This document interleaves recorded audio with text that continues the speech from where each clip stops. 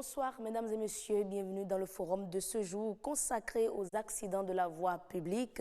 Comment secourir, les premiers secours, les premiers gestes qui sauvent, on va en parler dans le forum de ce jour, d'autant plus que de nombreux cas d'accidents sont enregistrés sur nos voies publiques, notamment en période de grande affluence comme les périodes de fêtes de fin d'année, période au cours de laquelle nous sommes, en tout cas. Mais face à un cas d'accident de circulation, que faire en tant qu'usager de la route?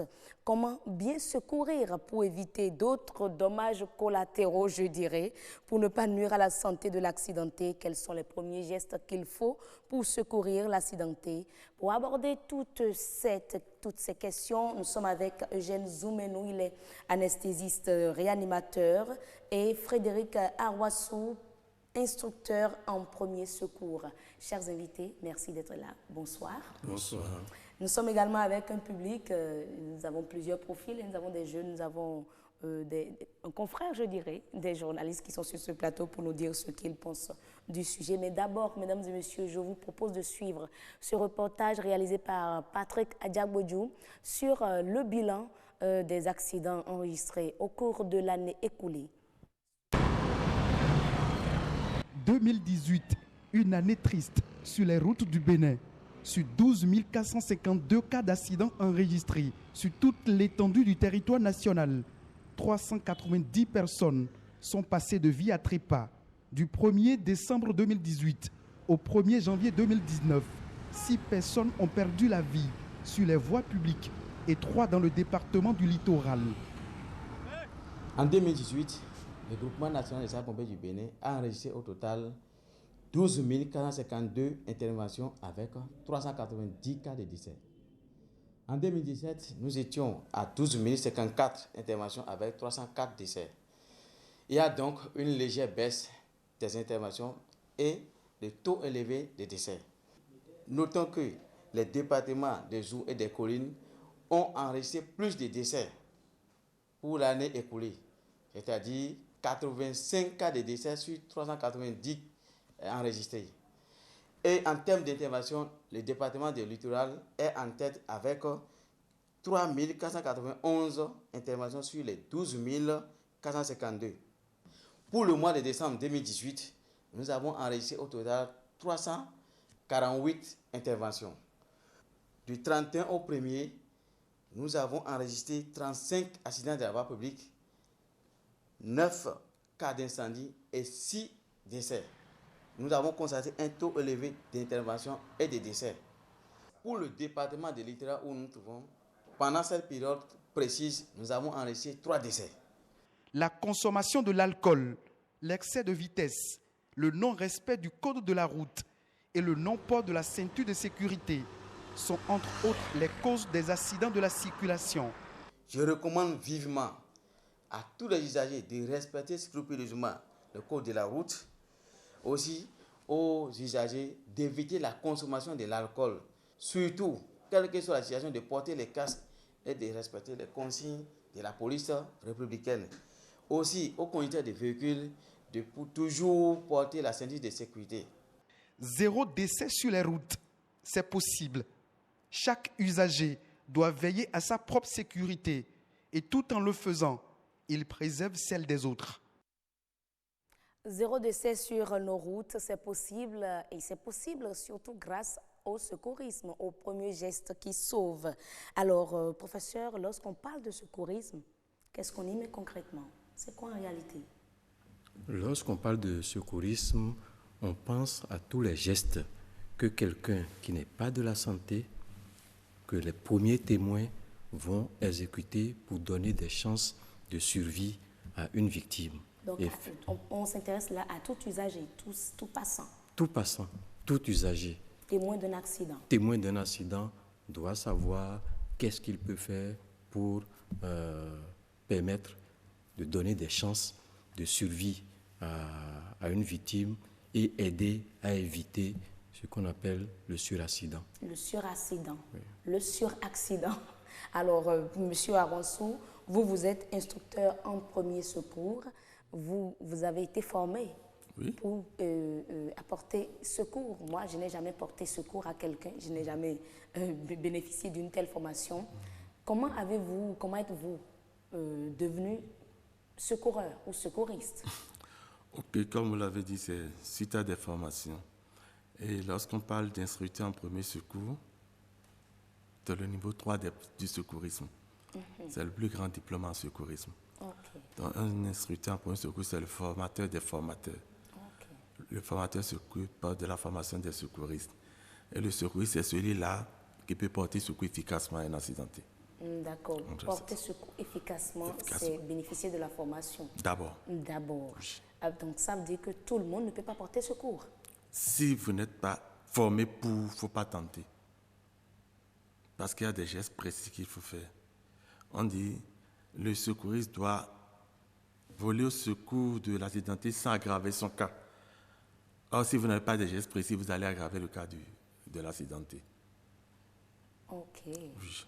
Donc, ça veut dire que ce que nous sommes en train de dire ici, ou ce qu'on va faire tantôt dans un instant, n'est pas destiné à tout le monde. C'est ceux qui maîtrisent la chose, ceux qui ont obtenu une formation sur le secourisme qui doivent porter secours. Oui, lorsque vous allez voir la démonstration, vous allez comprendre qu'on ne peut pas faire ça au hasard. C'est qu'on a appris d'abord. D'accord. Oui. Alors, professeur, est-ce que dans tous les cas d'accident, on peut porter secours? On peut être tenté de dire que dans tous les cas d'accident, on devrait porter secours. On devrait porter secours.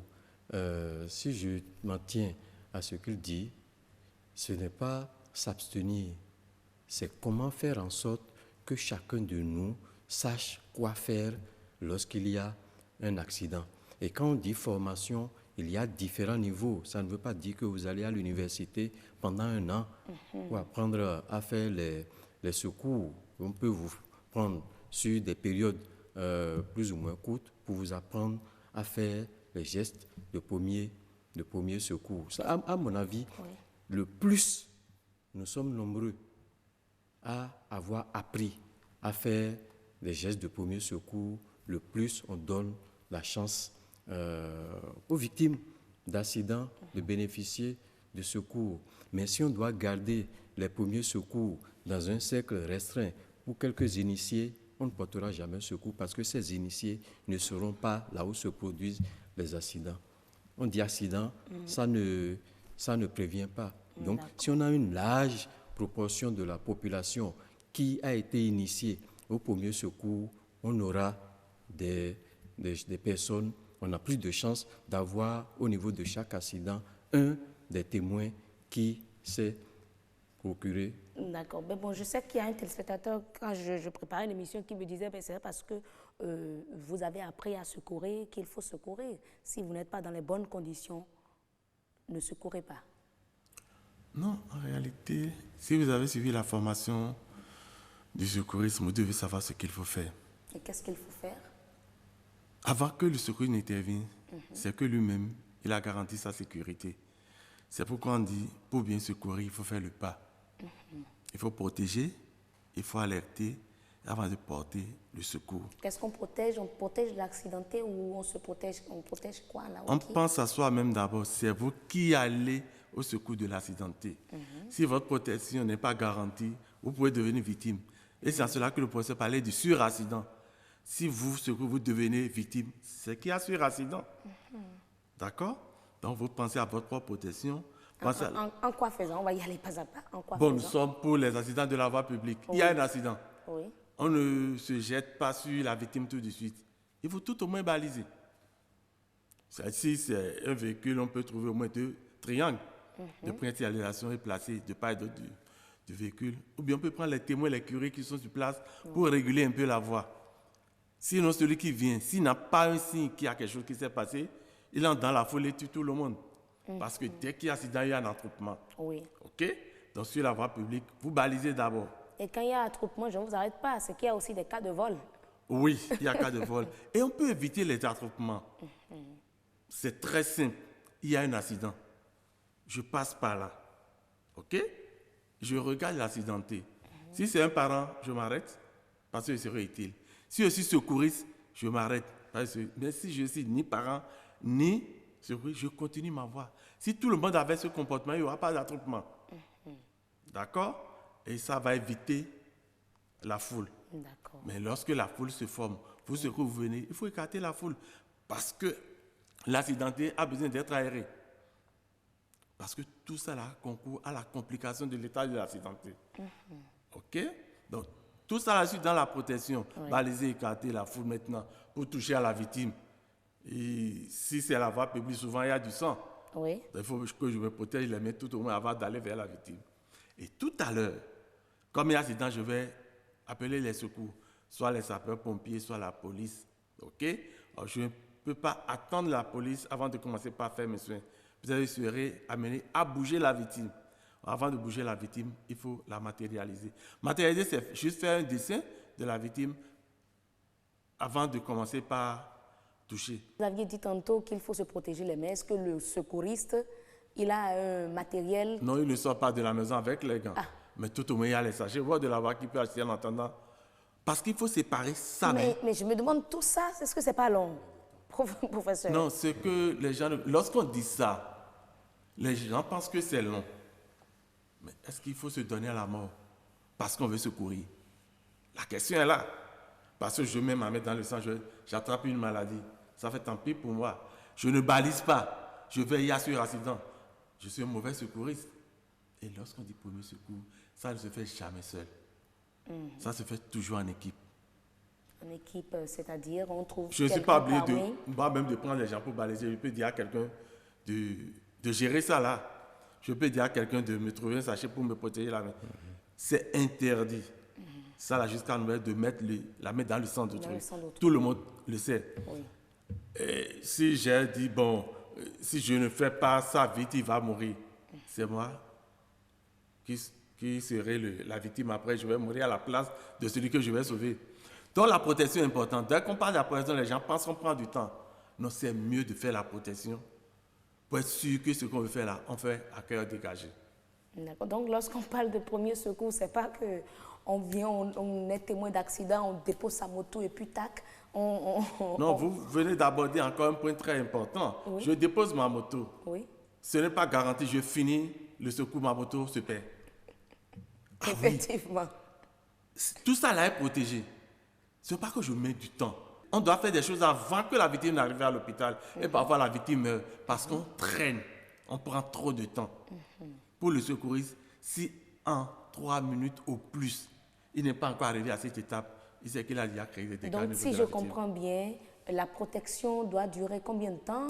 Oh, c'est quelques secondes, ça ne fait même pas une minute. Parce que ce n'est pas moi seul qui fait Vous descendez, vous donnez des instructions? Oui, je donne des instructions. Parce que j'ai dit, on fait le pas. Je dois alerter tout à l'heure. Ah, c'est alerter. Il faut appeler les secours. Parce qu'on a dit, le procès a été clair. On ne laisse pas les premiers secours à une classe privilégiée. Celui qui n'a jamais été à l'école doit faire les premiers secours. D'accord. Dans ma famille, je dois pouvoir faire les premiers secours. D'accord? Alors, si je dois faire les premiers secours, on ne me dira pas d'aller à l'école. On va juste m'expliquer ce qu'il faut faire dès qu'il y a telle ou telle chose. D'accord. Okay? Et s'il faut alerter, c'est après avoir... C'est vrai que je suis sûr qu'il n'y aura pas ce accident, là j'alerte. Et l'alerte, ce n'est pas ce que les gens font généralement. On prend le téléphone et dit allô sapeur-pompier, il y a un accident quelque part, venez. Non. Lorsque vous alertez, il y a des points clés qu'il faut donner. Il faut situer le lieu par exemple. Parce qu'effectivement, il y a des sapeurs-pompiers qui se perdent parfois. Il faut donner le nombre de victimes. Lorsque vous ne précisez pas, et les sapeurs viennent avec un seul véhicule, alors qu'il y a 3-4 victimes, il faut dire leur état apparent par exemple. Vous voyez, vous-même qui alertez, la présentez, vous donnez votre numéro. Parce que, vous avez dit tout à l'heure, ils peuvent se perdre. Ils vont appeler qui pour être plus fixés. Donc, dans la lettre, il y a des éléments clés. Et pour avoir ces éléments, il faut venir vers le lieu d'accident. Il ne faut pas rester à 1 kilomètre pour dire, allô, sapeur-pompier. Heureusement, lorsque vous les appelez, ils posent des questions d'éclaircissement pour être sûr de ce que vous dites. D'accord. Et après ça, vous tombez sur les secours. Vous faites l'examen. Donc, le début de l'examen, c'est ça que le professeur fait. Vous vérifiez la conscience. Si la personne réagit à vos questions ou bien à vos ordres. D'accord. Si la victime est inconsciente, il respire. C'est bon, vous mettez la victime en PLS comme il a fait. Maintenant, si elle est inconsciente et ne respire pas, là, il faut faire la réanimation cardio-pulmonaire. Mais lorsqu'on prend un accident, avant d'en venir à un accidenté qui fait un arrêt cardiaque, celui qui respire, qui possède encore toutes ses facultés, qui juste souffre des blessures et tout. Il est conscient et il respire. Et il respire. Qu'est-ce qu'il faut faire? Je lui pose des questions. Je lui pose des questions parce que, en réalité, lorsqu'on dit secourir, il y a 4 étapes. Il y a la conscience, il y a la respiration, il y a la palpation du pouls, et maintenant il y a les autres lésions. Lorsqu'il pas de conscience, je questionne son cerveau. Le fait de lui donner des ordres, c'est pour questionner son cerveau. La respiration, c'est pour questionner ses poumons. Est-ce que ça va? Comment c'est à lui vous demander ou vous faites des gestes pour... Dites-nous. Ok, pour la conscience, ok, je lui pose des questions, bien je lui donne 2 ordres. Des questions, comment t'appelles-tu, qu'est-ce que tu as? 2 ordres, par exemple, serre-moi la main, ouvre les yeux. Ok? S'il ne réagit pas, je peux taper dans ses oreilles ou bien pincer ses trapèzes. Les trapèzes, c'est des muscles qui sont directement collés au cou. Pour pincer, ça fait très mal. Pour voir s'il est toujours là. Ok? Bon, dans certains cas, on prend un bic ou bien un solide, on appuie sur son ongle de pouce. Ça fait excessivement mal aussi. Pour vérifier quoi? La conscience, c'est la première étape de l'examen. La deuxième étape, c'est la respiration. La respiration se voit, se sent et s'entend. On va y aller pas à pas, parce que ceux qui n'ont jamais appris la chose comme moi veulent Donc, apprendre de cette Je émission. viens de finir la conscience. Avec un stylo, vous avez dit? Oui, vous pouvez prend un faire stylo et faites puis- ça sur vous-même. Non, c'est sûr. C'est sur l'ongle. Mais voilà, c'est ce dont je parle. Mettez sur l'ongle. Comme ça. Appuyez. J'appuie. Ah, mais ça fait mal. Ah, ok, c'est ça. Ça fait excessivement mal. Oui, Et là, vous avez fait ça pour vous-même, mais c'est quelqu'un d'autre qui va faire si vous êtes victime. Donc ça va faire plus mal. Oui. Effectivement. Là, c'est la conscience. Si je fais tout ça, là, la victime ne Voici réagit il va pas. réagir. Voici la victime réagit. J'ai fini avec la conscience. Maintenant, je vais voir si la victime respire. La respiration se voit, se sent et s'entend. Se voit par le mouvement de la cage thoracique. Oui. Se sent par la chaleur qui sort des narines et s'entend par le bruit de la respiration. Et on met sa tête à un niveau pour relever tout ça là, simultanément. La tête de vous, secouriste, à un niveau. Oui, à un niveau, encore oui. Pour vérifier. Oui. Et mon oreille est au niveau de ses narines de sa bouche et mes yeux regardent sur son thorax et l'abdomen. D'accord. En 10 secondes, je vérifie. Si les 3 éléments sont absents, ça veut dire qu'il est en arrêt cardio-pulmonaire. Et je passe à la réanimation cardio-pulmonaire. Que le professeur va nous présenter tout à Tout à l'heure. l'heure. Oui. Alors, après avoir vérifié tout ça, et on constate qu'il est conscient. Qu'il est conscient. Oui. On continue. OK. On va voir. J'ai dit tout à l'heure, il faut palper le pouls. C'est pas parce qu'il parle, parce qu'il est conscient qu'il n'y a pas un problème de pouls. Il peut être en état de choc. Il y a des signes. Et les signes dont on parle souvent, c'est que la victime a une soif intense. Il demande de l'eau à boire. Il y a une sueur abondante sur son visage, bien sûr, son corps. En cela, on dit que la victime, en état de choc, l'état de choc se voit, se sent et s'entend. S'entend, c'est le fait qu'il demande avec une sang de l'eau à boire. Se sent, parce que se voit, parce que vous voyez la sueur, la transpiration. Se parle parce que lorsque vous prenez son pouls, c'est rapide et c'est faible. C'est-à-dire que vous sentez Et ceux qui nous écoutent et qui ne savent pas prendre le pouls. Le pouls, 90%, ils ne savent pas prendre pas le pouls. Ils ne savent pas, n'est-ce Non. pas? Donc j'ai Apprenez raison de ce- poser la ils savent question. Après, Montrez-nous ça. pour être plus facile, pour que ça soit plus facile, on prend ça au niveau de la carotide. Vous pouvez prendre ça pour vous-même. Juste là, appuyez légèrement. Avec 2 doigts. C'est déjà bon. Comme ça. Ah oui, on sent. C'est tout. C'est très facile. Ok. C'est très facile. D'accord? Donc, si c'est rapide, bien, difficilement perceptible, vous allez dire, sûrement qu'il y a le sang, mais peut-être que ça va ailleurs. Voilà quelques signes seulement. Donc, quand on fait ça, il ne suffit pas juste de voir si ça bat. Il faut Ça peut voir battre et la avoir de fréquence. problèmes. Ok. Ça peut pas dire. Parce que l'une des causes de l'état de choc, c'est l'hémorragie interne. Ça veut dire que le sang s'écoule à l'intérieur que je ne vois pas. Celui-là, il ne faut pas lui donner de l'eau à boire. Parce que d'ici là, il peut aller sur une table d'opération. Donc, s'il en est ainsi, il faut alors Faut même- pas donner Pas de du l'eau à tout. boire à un Pas du accidenté. tout. On ne donne même pas de l'eau à boire à un accidenté. Il faut l'éviter. Parce que vous ne savez pas ce qui lui demande.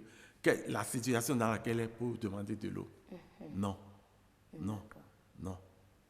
Et en ce qui concerne les saignements, Maintenant, Est-ce Là, qu'il faut on vient laisser de ça vérifier, aussi? Oui.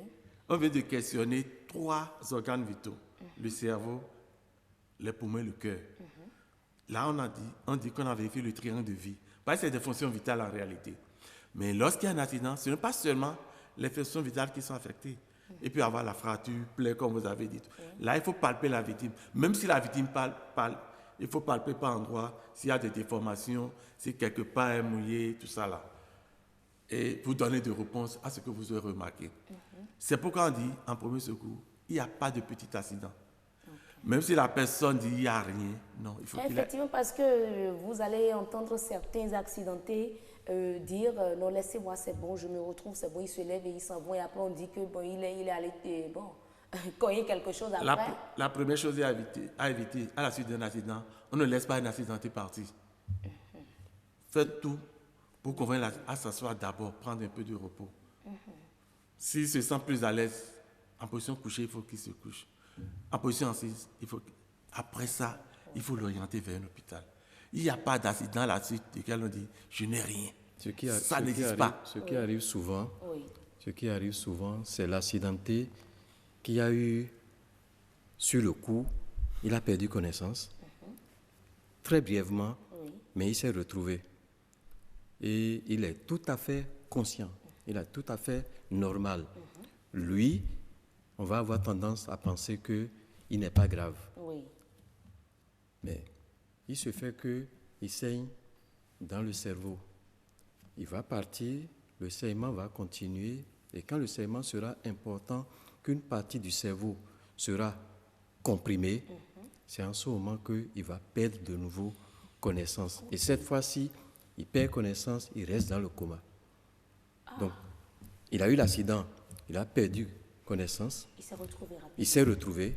Il y a eu un intervalle qu'on appelle intervalle libre, où il a été conscient, normal, entre guillemets.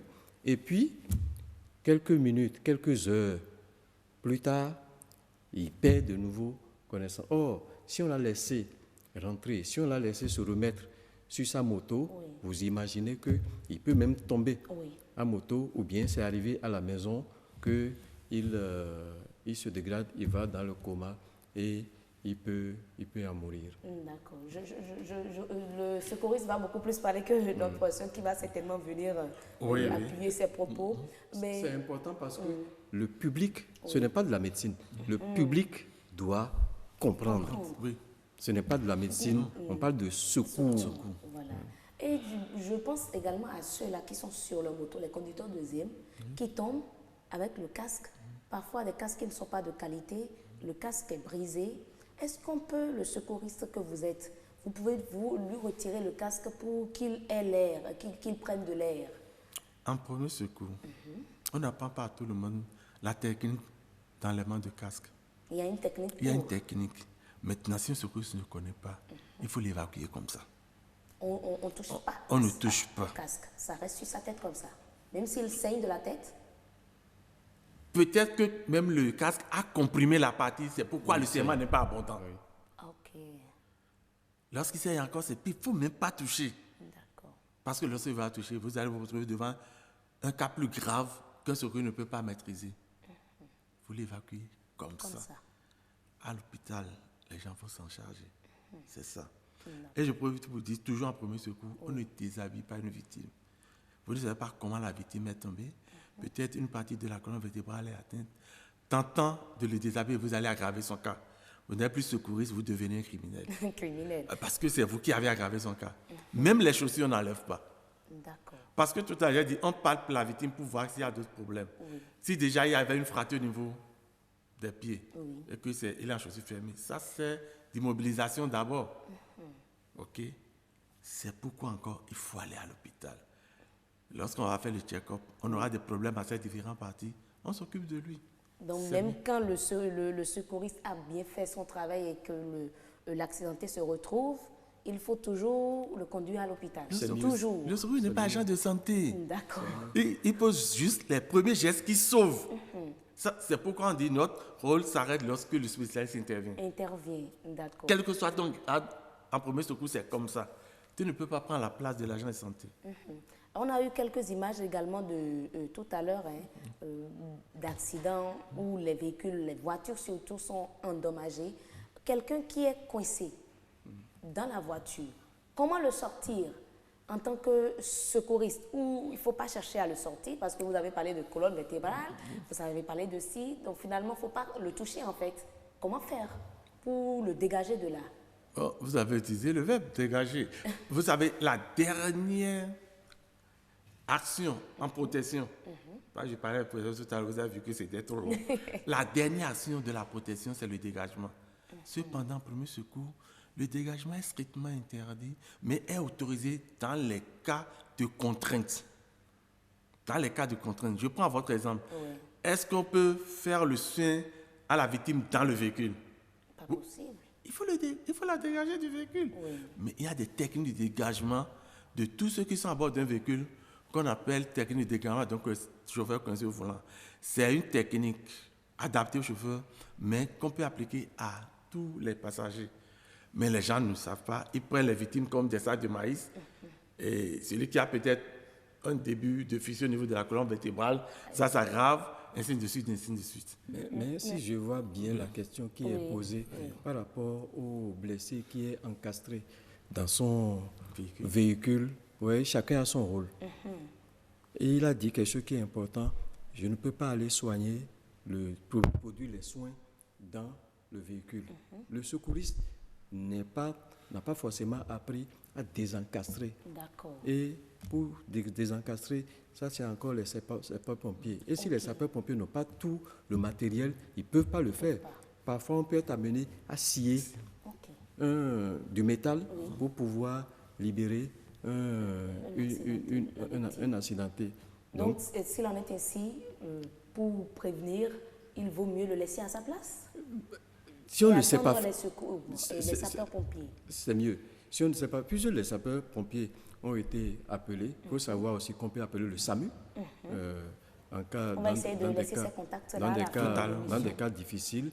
Mais chaque corps de métier a ses spécificités. D'accord. Le secouriste, il ne viendra pas avec du matériel pour scier une portière. Peut-être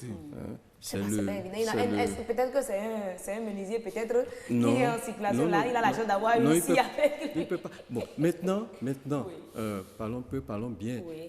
C'est quelqu'un qui se trouve dans des circonstances où il sait qu'il n'y aura aucun secours qui arrivera.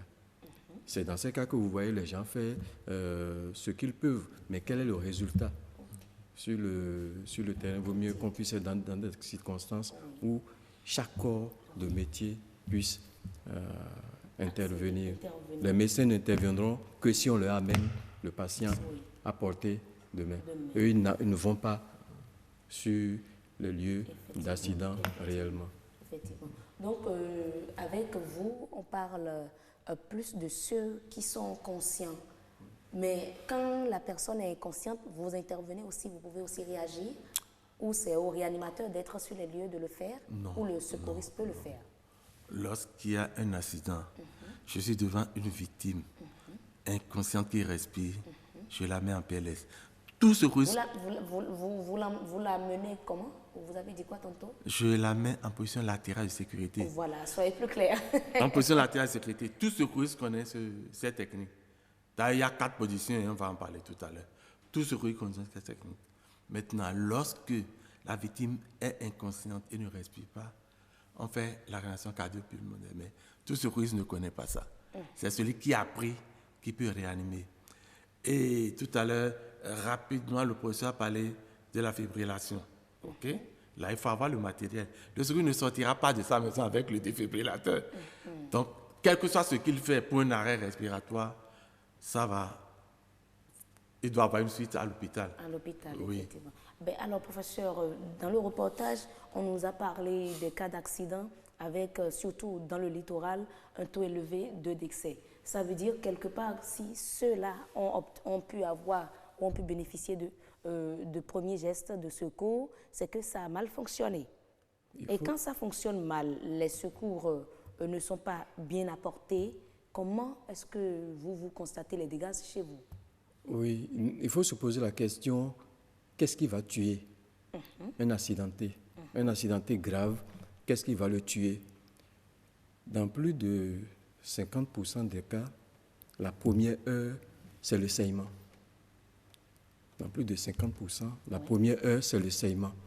Il peut avoir saigné à l'extérieur, il baigne dans une mare de sang, parfois juste à partir d'une plaie du cuir chevelu.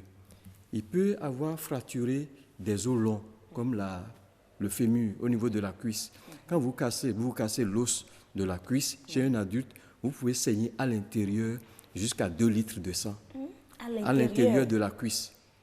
À l'extérieur, vous n'avez pas saigné, mais à l'intérieur, vous avez jusqu'à 2 litres de sang.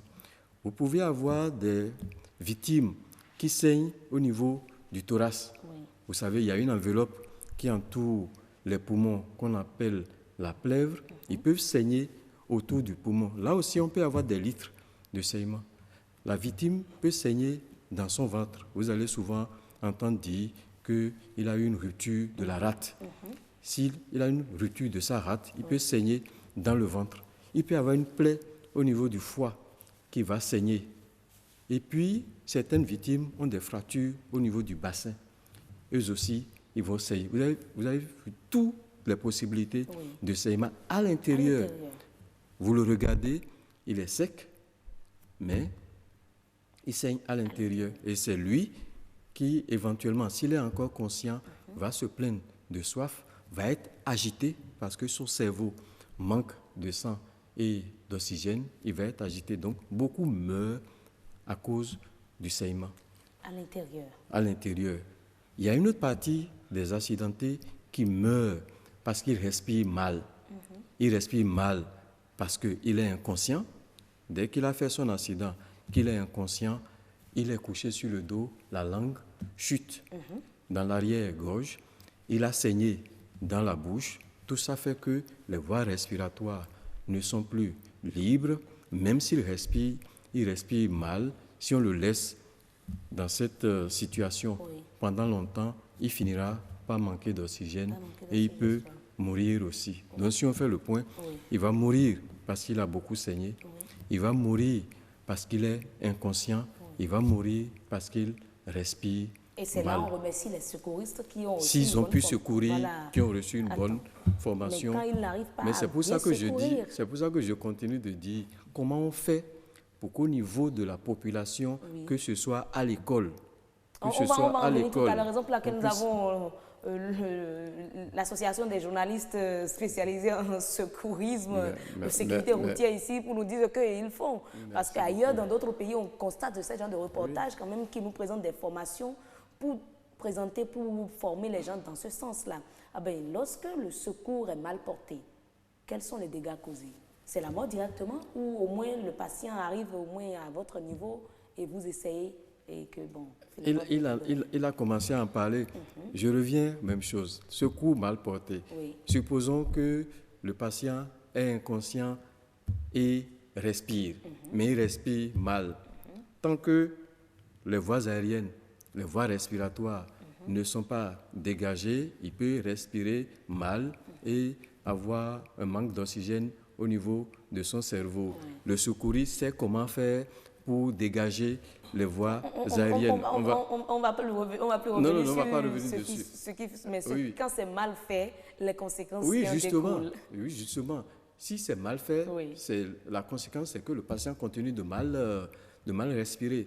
Vous avez une plaie qui est en train de... Si on vous a dit que l'hémorragie tue, vous avez une plaie qui est en train de saigner, que vous ne savez pas comment on fait pour comprimer la plaie, pour empêcher de continuer à saigner, il continue de saigner. Maintenant, si le saignement est à l'intérieur, le secouriste ne peut pas grand-chose. Il faut que la victime puisse aller le plus rapidement à l'hôpital. Dans tous les cas, plus vite on arrive dans nos conditions, plus vite on arrive à l'hôpital, mieux ça vaut. Le mieux est transporté par des moyens adaptés. Sapeurs-pompiers, SAMU. Il y a des moments, il y a des moments donnés où, pour les témoins, les sapeurs-pompiers prennent du temps. C'est ce qu'ils pensent. Donc, ils sont obligés de mettre, certains mettent même les accidentés dans leur véhicule pour les conduire à l'hôpital, ce qui est encore grave. Mais c'est toujours dans l'optique de porter assistance. Oui, oui, mais c'est une mauvaise assistance.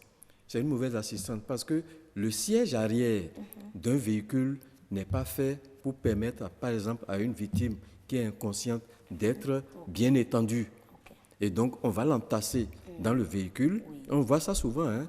Il est venu dans le véhicule, soit il est couché, les jambes pliées, on essaye de le mettre. Les voies aériennes ne sont pas dégagées, il va mourir avant d'arriver à l'hôpital. Ou bien, on voit ça souvent aussi, il est assis entre deux témoins, la victime est au milieu, on le tient de tous les côtés, c'est vrai, il ne va pas bouger, mais seulement, il vient comme ça. Il vient comme ça, les voies aériennes ne sont pas dégagées, il va mourir avant d'atteindre l'hôpital. Le mieux, c'est de prendre patience. Si on peut faire en sorte qu'il respire, il est en position latérale de sécurité, on attend. Le pire, c'est quand il ne respire pas du tout, on se précipite pour le transporter à l'hôpital. Vous allez faire, comme il a dit, c'est de faire un massage cardiaque. Si on sait le faire, si on sait le faire, s'il ne respire pas et il est inconscient, on peut faire le massage cardiaque sur place en espérant que les secours viendront à temps. Sapeurs-pompiers et SAMU. Et pour cela, nous allons vous demander de nous démontrer comment on fait. On porte ce secours à un inconscient, à un accidenté inconscient. Qui a un arrêt cardiaque. Un arrêt cardiaque. On va prendre quelqu'un dans le public. Monsieur, comment vous appelez? Fernand Sizogan. Vous allez accepter prêter à ce jeu. Monsieur, voilà. Il faut essayer de vous mettre devant là pour que le professeur essaye de le suivre. Oui, oui.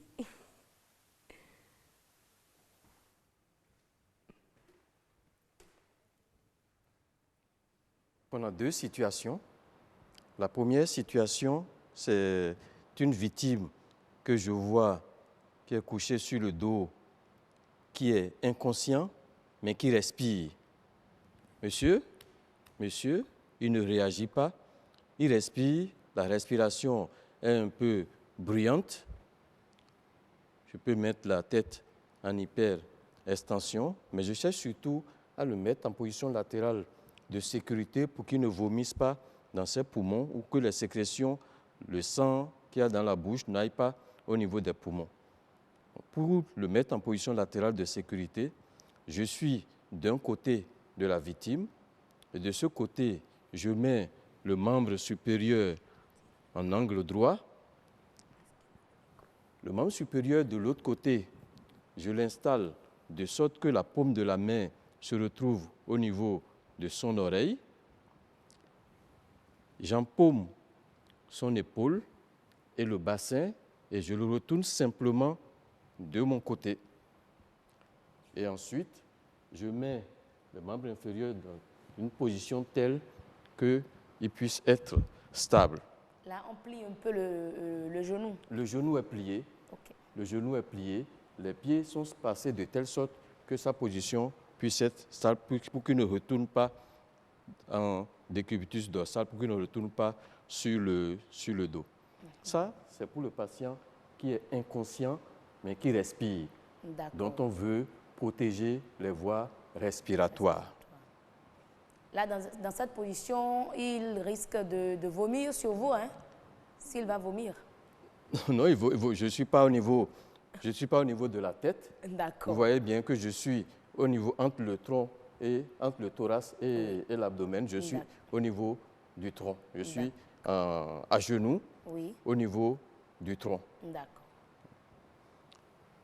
La deuxième situation, qui peut être une situation grave et dramatique, c'est la victime qui ne respire pas et qui ne réagit pas. Il n'est pas conscient, on l'appelle, on le pince, il ne réagit pas et il ne respire pas. Je pose ma main, je mets l'oreille, je n'entends pas de souffle pendant 10 secondes, je peux compter jusqu'à 10, je n'entends rien, le thorax ne se soulève pas. C'est un arrêt cardiaque. Okay. Lui, il faut le plus rapidement possible procéder à un massage cardiaque pour que le cerveau ne manque de sang à aucun moment. D'accord. Et pour ce faire, le massage cardiaque va se faire au milieu du thorax. Vous avez la moitié thoracique gauche, la moitié thoracique droite, et vous avez le milieu où se trouve le sternum, qui est entre un creux en haut, le creux susternal, et un autre creux en bas, le creux au niveau de l'appendice xiphoïde. Je me mets simplement à la moitié inférieure du sternum. Ma main droite. Refaites rapidement le geste de la main, on va voir. Moi, je suis droitier, Ok. donc je veux masser surtout avec la main droite. Je pose ma main droite Oui. au niveau de la moitié inférieure du sternum, comme j'ai dit, mais je viens accrocher avec la deuxième main. Vous voyez que j'ai accroché les doigts de la main gauche entre les doigts de la main droite. Oui. Une partie de ma main droite est un peu au niveau de l'hémithorax gauche. Les coudes sont bien tendus et je comprime le thorax. Je comprime le thorax, je reviens, je descends, je reviens. Vous voyez que ce n'est pas mon coude qui fléchit, mais c'est mon dos qui descend. Tant que mon dos descend, c'est la même dénivellation qui fait les compressions au niveau du thorax. Quand je comprime, je refoule le sang qui est dans le cœur. Quand je me relâche, le cœur se remplit de nouveau. Je comprime, je relâche, je comprime, je relâche. Je dois faire ça rapidement pour pouvoir être à 100 compressions par Non, on doit faire ce minute. mouvement-là 100 fois. Par minute. Je Par dois être à minute. un rythme de telle sorte que si je fais 1, là, c'est comme si je compte les secondes. Je dois être plus rapide qu'une minute. D'accord. Donc, généralement, il suffit, en réalité, il ne faut pas se poser la question. Si je fais ça Ok. régulièrement sans m'arrêter, je vais aller dans les 100 par minute. D'accord? Il ne faut surtout pas faire le geste qu'on voit. C'est comme si vous faites fibriller le cœur. Le cœur n'a pas le temps de se remplir à nouveau. Alors, il faut que le cœur se remplisse pour que vous puissiez refouler du sang à chaque fois. Donc, je comprime, je lâche, je comprime, je lâche, je comprime, je lâche, je comprime, je lâche. Et je suis seul, je suis le premier. Si j'ai un deuxième secouriste Oui. qui peut m'aider à ventiler, lui va faire la ventilation bouche à bouche. Ou Pendant bouche que vous essayez de le réanimer. Moi, les deux sont dans la réanimation. Ok. Je comprime le cœur, lui, il ventile. Et je De dois, façon simultanée. de façon simultanée. Et on doit se retrouver en ce moment-là. Oui. En ce moment-là, moi, je fais 30 compressions, lui, il ventile 2 fois. Ok.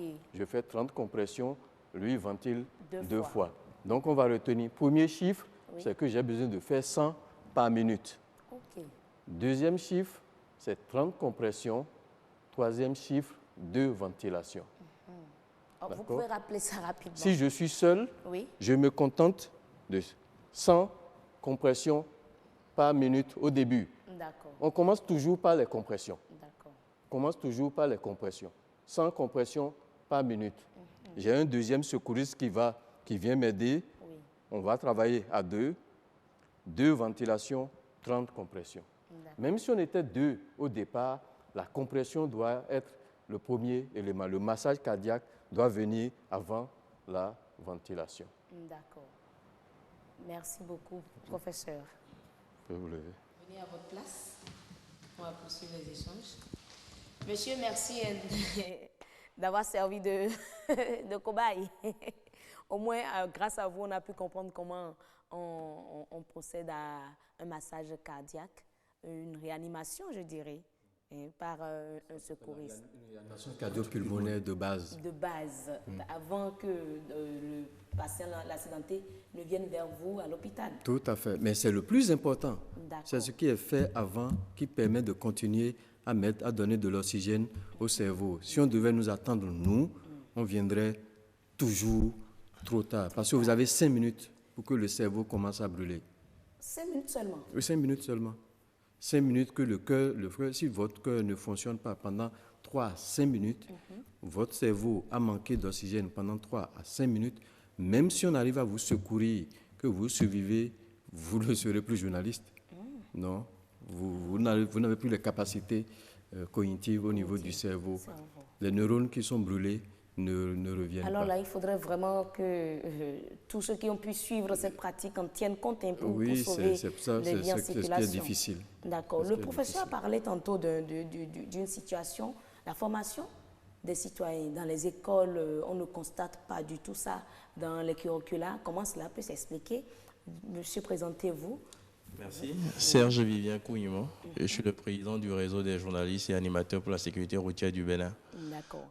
Alors, voilà un peu la situation présentée. Moi qui suis journaliste, je n'ai jamais bénéficié d'une formation en secourisme. C'est quand même terrible. Oui, terrible. Je pense d'abord... Je n'ai jamais entendu parler de ça quelque part pour aller me faire former. Bon, d'accord. Les journalistes font quoi dans ce sens? Merci. Je pense que ce que nous faisons, c'est déjà ce que vous êtes en train de faire en initiant un plateau du genre et en invitant le professeur et également le formateur. Il fait partie de ceux qui nous ont formés, nous autres, au niveau de la Croix-Rouge, pour avoir le BNS.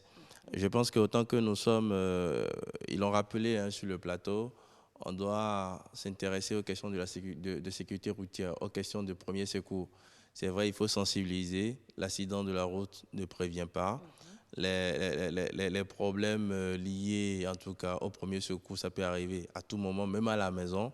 Mais que faut-il faire? Ils ont parlé tout à l'heure du PLS, ce qu'il faut faire. Ils ont parlé également du pas, protéger, tout ce qu'il faut faire avant alerter et secourir. Je pense qu'aujourd'hui, l'État doit insérer cela dans nos curricula. Il faut pouvoir l'amener. Nous, au niveau des hommes des médias, nous essayons quand même de sensibiliser, de donner la parole aux acteurs pour qu'ils puissent s'exprimer. Et je pense déjà la période des fêtes de fin d'année comme ce. Non, pas seulement la période de fin d'année. C'est vrai que on les sollicite le plus souvent pour venir animer les plateaux. Non, pas seulement ça. Il faut attendre ça. Non, il faut pas attendre. Merci. Voilà. Les accidents de tous les jours et l'accident de la route ne prévient pas. Et déjà, nous, au niveau de l'association, qu'est-ce qu'on fait? On essaie déjà d'amener, de les inviter par moment, en complicité bien sûr avec le Centre national de sécurité routière, à aller dans les écoles, à pouvoir montrer, même si on ne peut pas prendre une journée, en une seule journée, on ne peut pas être formé pour dire que bon, on est devenu secouriste. Non, ça c'est faux. Moi, je me rappelle, il m'a fallu 2-3 semaines pour pouvoir avoir le BNS. Encore que ça ne suffit pas d'avoir le BNS et de dire Qu'est-ce que vous appelez BNS? Le BNS, c'est le brevet national de secourisme. D'accord. Il ne suffit pas d'avoir le brevet et d'aller déposer le diplôme à la maison pour dire que je suis secouriste. Il faut l'appliquer tous les jours.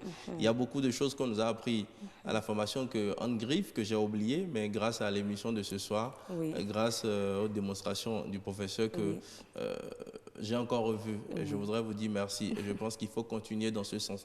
Je pense également que nos parents, en tout cas les parents, on doit accompagner l'État, on doit accompagner les hommes des médias, on doit accompagner également la Croix-Rouge en acceptant que les enfants puissent aller suivre ces genres de formations.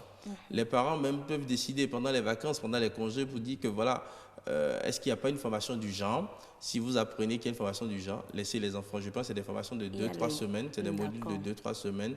Et souvent, c'est des formations pratiques. Pratiques dominent plus sur la théorie. La théorie, c'est au plus 4-5 jours. Tout le reste, c'est des cas pratiques. Et je pense que s'il n'y avait pas eu le cas pratique sur votre plateau aujourd'hui, on n'allait pas comprendre correctement tout ce que le professeur disait ou tout ce que disait le formateur. Et en ça, je pense qu'il faut quand même dire merci à BB24 pour avoir choisi cette thématique. Merci beaucoup. Continuez le travail que vous faites, même si on constate ça très rarement. Oui, c'est vrai, vous savez, c'est comme ça, mais bon, on va continuer quand même. On va continuer, d'accord. Mettez le micro. Monsieur, est-ce que vous avez obtenu la formation? Vous avez été formé pour secourir? Oui, je suis un secouriste urgentiste. D'accord. Je suis actuellement au comité local de Cotonou dans un projet de transport sanitaire. Et vous secourir les gens en circulation.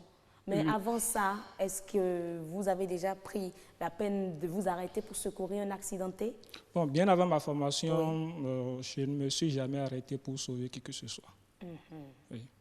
Mais tout juste après ma formation, je peux dire que j'ai eu jusqu'à aider au moins 5 personnes déjà, 5 accidentés déjà D'accord. que j'ai rencontrés sur la voie. Sur la voie. J'ai D'accord. pu faire quelque chose. Mais je me demande, professeur, est-ce qu'il faut s'arrêter juste à la voie et secourir et puis envoyer la personne dans le véhicule et puis bon, Non, est-ce qu'il ne faut pas chercher à savoir si bon, mes secours ont porté? Non, ce n'est pas important. C'est pas important. Faites ce que vous L'objectif, avez appris. c'est secourir. Faites ce que vous avez appris. D'accord. Une fois que vous avez passé la main, Oui. pendant que le patient est encore vivant, Oui. vous avez déjà réussi. D'accord. Le reste se fera pendant le transport et à l'hôpital. Et à l'hôpital. Alors, bonsoir monsieur, présentez-vous. Moi, c'est Isaac Mongbo. D'accord. C'est pour savoir si je suis la seule à ne jamais bénéficier d'une formation de secourisme. Non, je suis dans le même cas que vous. Je n'ai jamais suivi une telle formation. Ok. Oui. Donc, je n'ai jamais fait le secourisme quand même. Vous n'en avez jamais fait. Donc, Jamais. toutes les fois que vous êtes témoin d'un accident, vous continuez votre route. La plupart du temps, même étant un peu émotif, je n'aime même pas attendre pour regarder. Donc, je continue mon chemin. Donc, on ne cherche même pas à savoir si c'est un parent ou Pas pas. du tout, et puis pas, bon. pas du tout, pas du tout. Ça, c'est mon cas. À côté de vous. Oui, bonsoir mademoiselle, présentez-vous. Bonsoir madame, moi je suis Victoire Ongan, journaliste. Je suis dans le même cas que vous, hein. Je n'ai jamais bénéficié d'une telle formation et j'ai trouvé vraiment intéressant tout ce qui se dit sur le plateau. C'est vraiment important les premiers secours en cas d'accident. Et moi je suis même intéressée à peut-être suivre une formation parce qu'on ne sait jamais, hein, peut-être à la maison, en cas de malaise. Parce que voilà, le secourisme ne s'arrête pas au niveau de la voie publique de l'accident. Oui, tout à fait. À la maison. Donc, même à la maison, voilà, c'est important. Je trouve ça très, très, très important. Et bon, puisqu'ils ont dit qu'il y a des formations qui se donnent, ces formations sont payantes. Chercher à comprendre. Oui, je cherche à comprendre. Déjà, le formateur pourrait nous donner quelques informations. J'imagine beaucoup sont intéressés par le sujet, veulent quand même porter secours à des moments cruciaux de la vie. Alors, Monsieur Aronsou, pour terminer, je dirais, parce que je sais que le temps qui nous est imparti tire déjà à sa fin, quand on a envie de porter secours, quand on a envie d'apprendre à être comme vous, qu'est-ce qu'il faut faire? On fait une formation d'immunité, si vous pouvez parler comme ça, pour les gestes qui sauvent. Si vous ne voulez pas le bénéfice, on vous montre les gestes qu'ils sauvent, comme vous avez mis. C'est encore un peu. Mais si vous allez au comité local, vous avez les renseignements. Ouais, c'est que si on dit n'importe quoi sur le plateau, après on passe à la caisse. Je ne veux pas passer à la caisse.